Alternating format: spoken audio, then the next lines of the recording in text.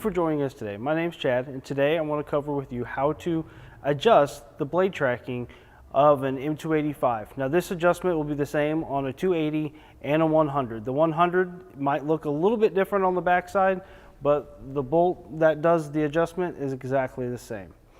All right, for this video we have removed the cover here so you guys can easily see how this is done. So I'm going to have Jake come in here. As you can see here, we've got our blade that's tracked a little too far forward, so we're going to make adjustments to this bolt and track that blade back. Now the ideal placement of this blade is going to be flush with the gray band wheel there, or a slight overhang on the back side.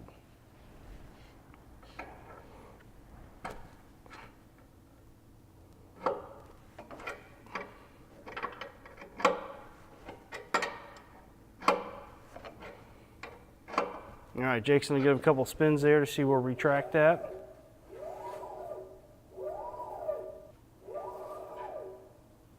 Now it looks like we need to go a little bit more.